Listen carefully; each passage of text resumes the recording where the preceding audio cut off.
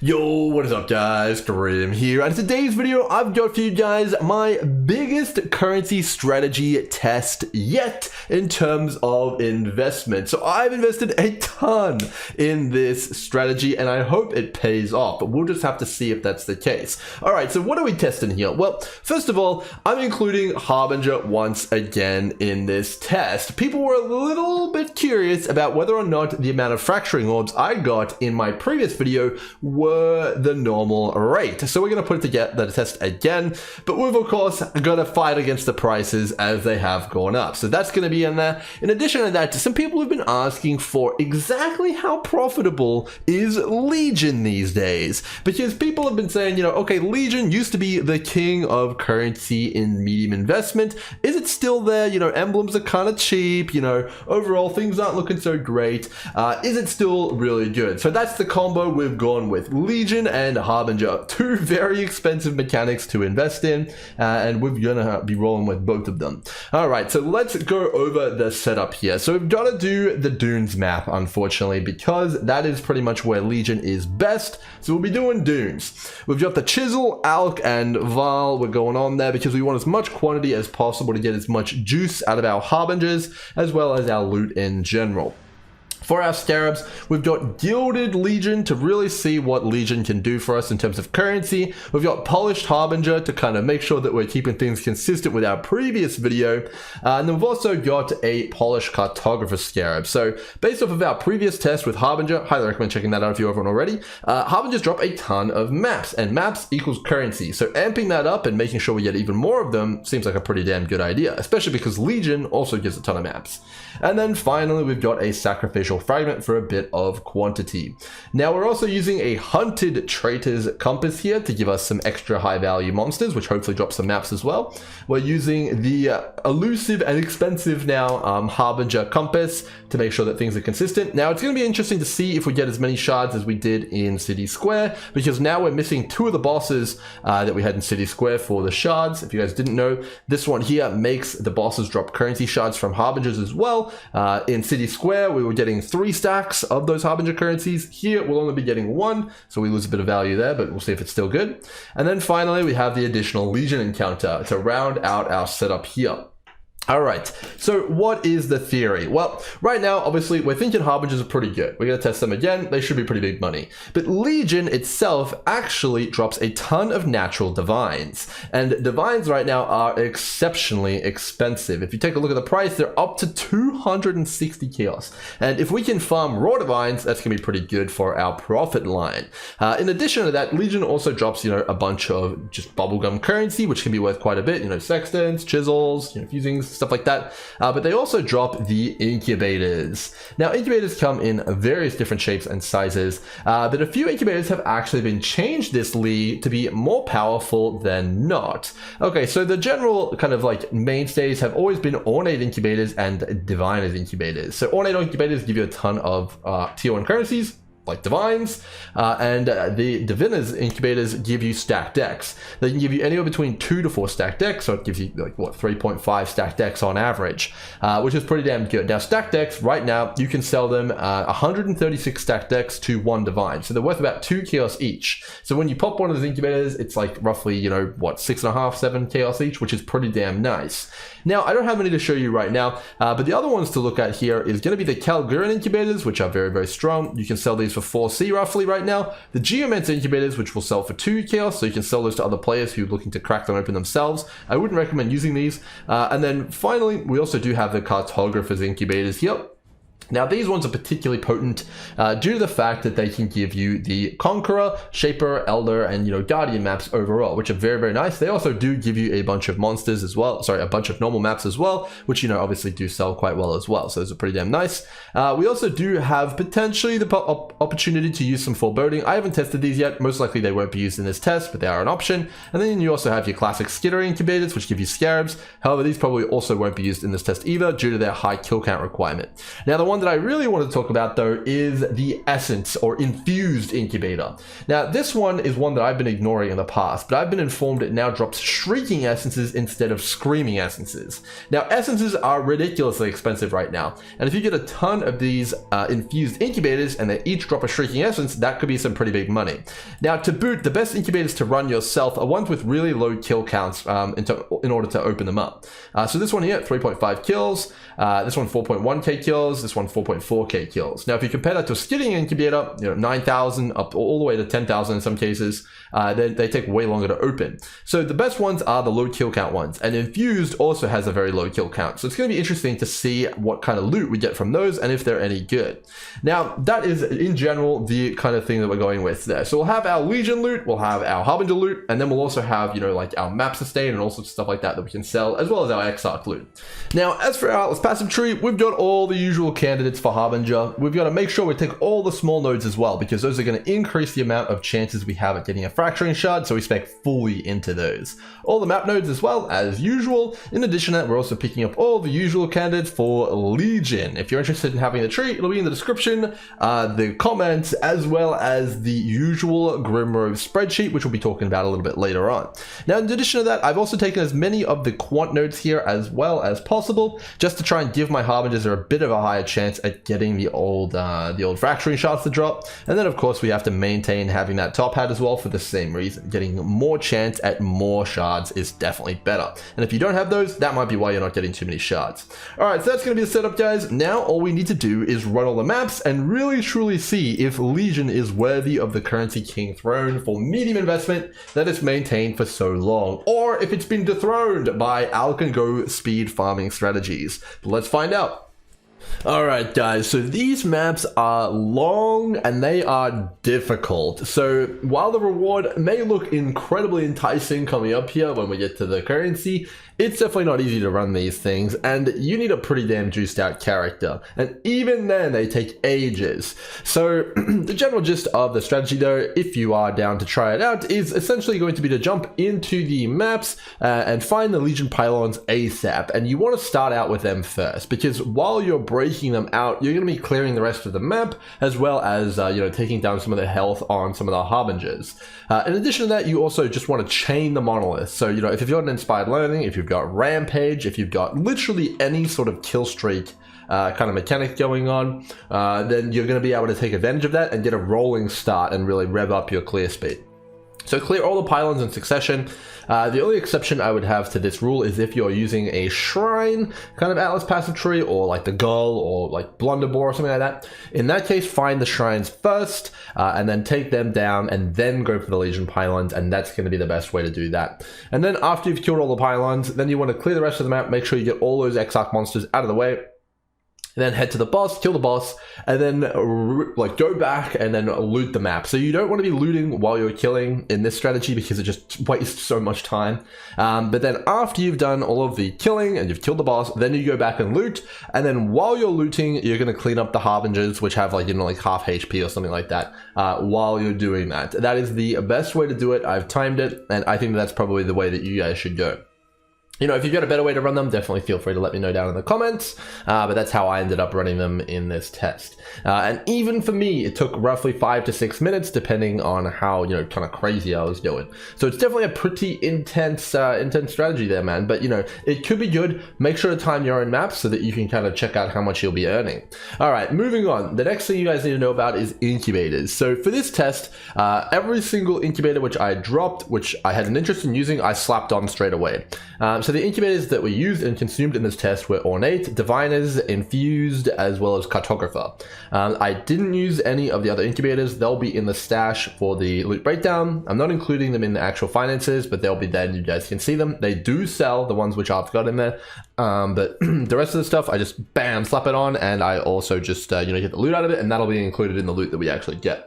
So make sure you're running those incubators constantly. They are the best ones, and they are going to be worth your time to pop. And then after that, someone asked me, can I talk a little bit about the dangers of this strategy if you're playing on like hardcore or something like that? So the dangers of this strategy absolutely are the Legion bosses. So we are using Gilded Legion Scarabs in this test. Now, these are incredibly rippy and very scary. If you're having trouble with the Legion bosses, specifically Cardinal Sanctus Vox, He is by far the worst one.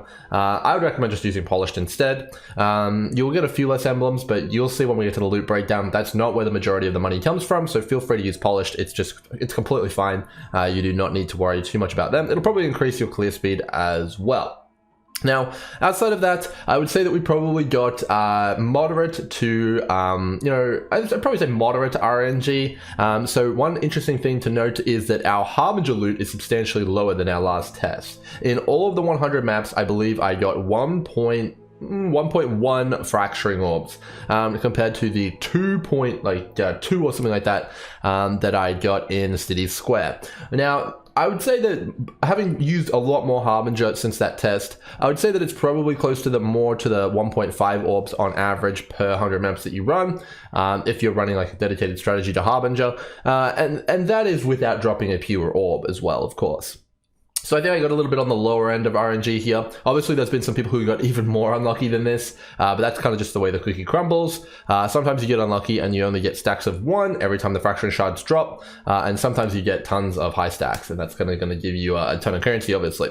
But we'll be getting into that, of course, more in the loot breakdown, which we'll get to now.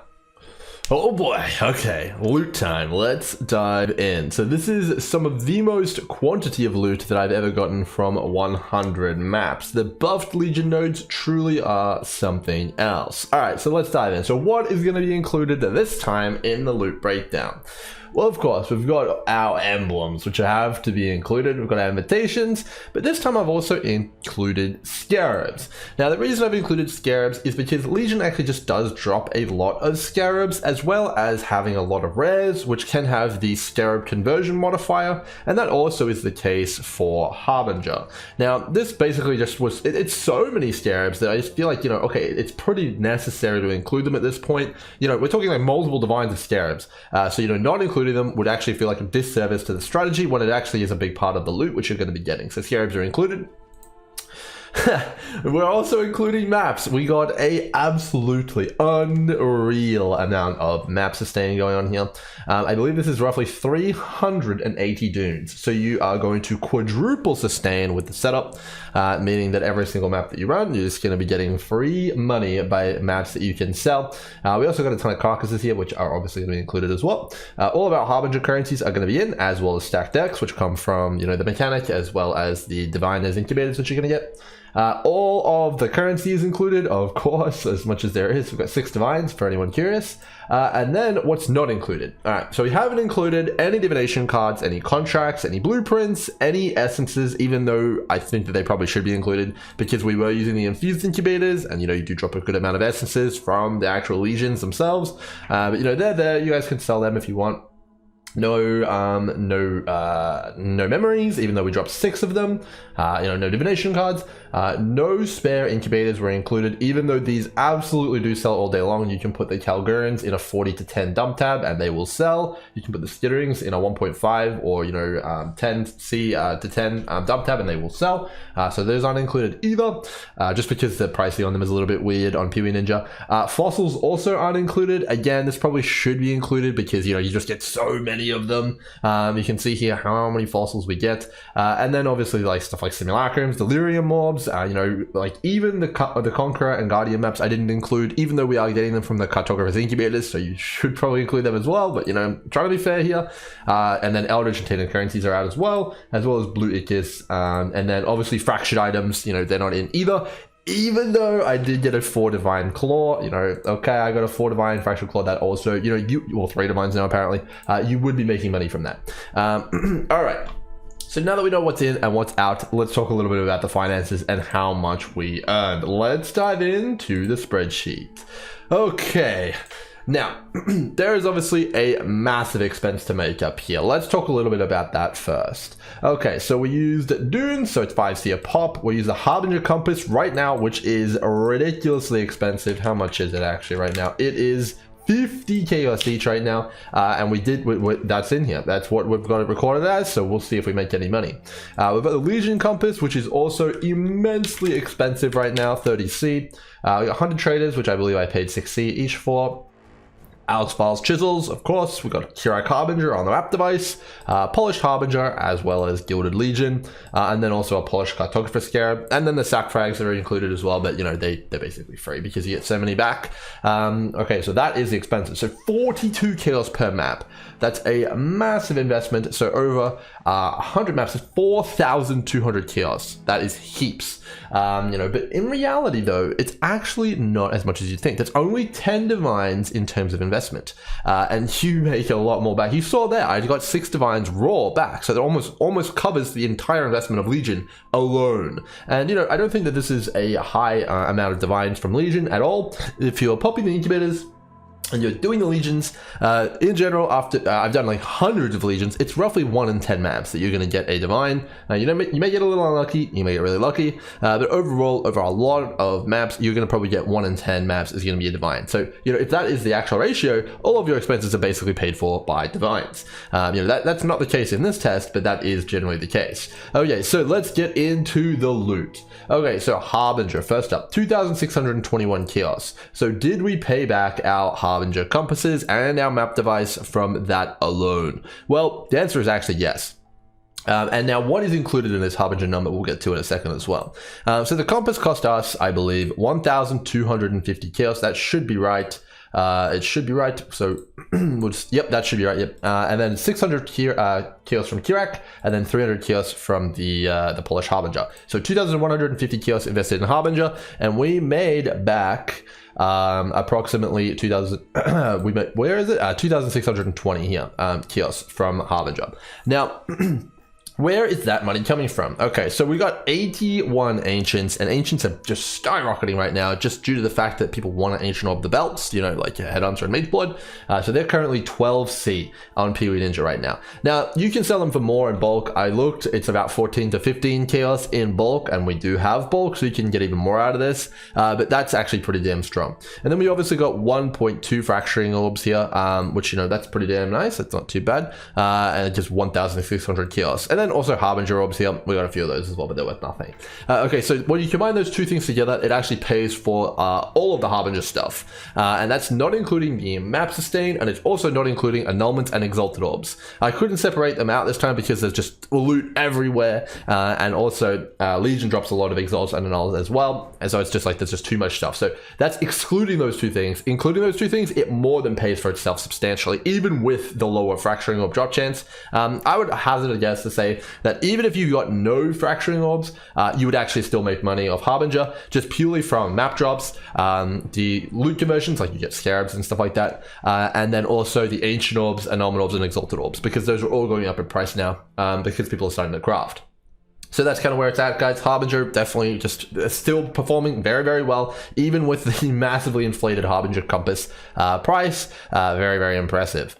All right, next up, let's talk a little bit about Scarabs. So we obviously got a ton of Scarabs. We got 2 and a bit divines worth of Scarabs. You know, there's not too much about to talk about there. You know, we got well over like 200 or 300 Scarabs here, you can see, and they are pretty much of every single type. You do get a few more of the ones which are native to the Exarch altars if you're running the Exarch altars, and if you're running Eater, you would get the Eater ones. You know, overall, not too bad there, pretty nice for the Scarabs. Now, Dunes. Okay, so we got a lot of Dunes maps, 390 Dunes maps. So, you know, that is the quadruple sustain right there. That is going to be a ton of money. They do sell. You can sell them pretty quick, you know, and people want to obviously run these Legion, these Breach, you know, these Expedition strats on Dunes, and that is definitely going to be good and make a lot of money there. We also did get some carcass maps here, 99 carcasses for 3C each, basically Horizon fodder for people turning them to Graveyard or Toxic Sewer. Not too bad there. Maybe you could probably sell them a little bit cheaper, but it doesn't really make too much of a difference in terms of the overall earnings. All right, next up, currency. So this is a massive big number here, 8,014 for currency. Now, this currency is basically made up of, you know, like the raw chaos that we got. So 704 chaos. So you get an obscene amount of chaos from both Harbinger and Legion, which is combined, just a massive number here. You know, obviously all of the Eldritch in currencies, 191 Awakened Sextons. You know, you guys can come in and take a look here. But the massive, really big difference for currency is the stacked decks. We got almost 1,000 stacked decks from Legion, as well as, you know, the incubators. Now, this alone pays for all of the Legion materials pretty much, from what I can see. And that is absolutely just obnoxious that it actually pays for it. So, 750 for the compasses over the 100 maps, that's paid for by Stacked X. The Gilded Legion Scarabs paid for by Stacked X. That's actually crazy that it actually pays for that. That is just, it is on another level, man. It actually makes profit just from Stacked X. So that is obviously completely ridiculous. Tons of every single other currency. It is what it is. That's just how Legion goes. All right, moving on. Let's talk about the invitations here. It's just pretty much the normal stuff here. I've removed everything that isn't Syrian Exarch invitation, so the Polaric and Exarch and Incandescent, and I've also only included 3 Incandescent instead of 4, which people love to do in their tests. So it's a 4 of the cheap one, 3 of the expensive one, and Emblems is the final one. A massive amount of money from Emblems. Even with their lower price, you get a ridiculous amount of them. And this isn't even selling at the higher TFT price, it's at the lower PoE Ninja price here. So in total, we got 42 complete sets. That is really a lot of money right there. And then you can obviously sell the other emblems as well as 4-way sets, because you will be able to sell them as well, and they're pretty good. So overall, an absolutely staggering amount of currency, a total revenue of 18,874, and that is pushed substantially higher by the stuff in the stash there. You got the memories, you got the fractured items, you got all that stuff there, man. That is all worth real money. How much money? Let's take a look. Okay, so you can see here that this tab, I scanned it on Excellence, obviously not the most accurate tool in the world, but I figured it'd be pretty interesting to see how much money I was leaving on the table. So divination cards, I wasn't kidding when I said I cut out some really good stuff. I got Beauty Through Death, that's the Ad Series Reflection Shield. The Endless Darkness, I don't even know what that is. But we got Patience, we got the Empower card, we got 2 of those are almost a divine each. We got tons of stuff here, man, which is just worth a ton. And I just think okay, there's a lot of money to still be made here, which is not necessarily included in the actual data. So we got the fossils here. That's almost a divine of fossils. We got the essences as well, which you could include. Probably a divine of essences. You can see here that it adds up quick, and there's tons of money to be made on top of what we already got. So how much money did we actually make? Well, let's take a quick look. So in total, we got 63 divines of revenue, and then overall profit is going to be 14,688 kiosks with the prices right now, not including the bulk rates you would get. So that's roughly 50 divines profit, I think, yep, 150 kiosks profit per map. That's roughly 50 divines of profit, not including all of that stuff we just talked about, and then not also including the bulk pricing, which is available on stuff like Ancient Orbs, as well as Legion Emblems. So you're probably looking closer at a 60 to 70 divine profit over the 100 maps, which is absolutely ridiculous. So yeah, I mean, that's Legion for you guys. To answer the question, is high investment mapping dead? Absolutely not. It's really, really good. I would say Legion has to be one of the best, though. The only thing which I think could probably hold a candle to this is probably Delirium Orb farming, or some sort of magic finding setup in Crimson Temple with apothecaries or something like that. Those are probably the only other solo strategies which I could think of off the top of my head. Maybe memory farming as well could probably get close to the amount of raw currency that you earn per map. Now, let's talk a little bit about currency per hour, though, because this is going to be a sticking point for a lot of people. Obviously the numbers are big, but when you actually compare how many maps you get to run per hour to other strategies, is it that impressive? Well, that is the question at hand.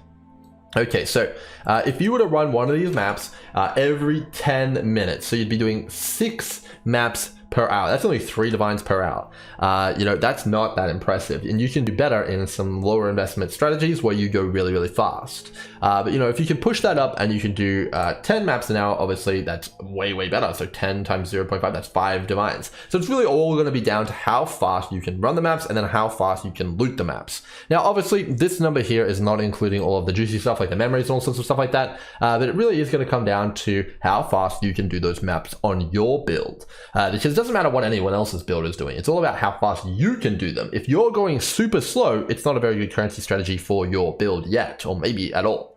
So that's going to be the thing you guys have to think about, and I think it's a pretty good thing that this kind of strategy exists, because it's a lot of fun if you want to go down that route. All right.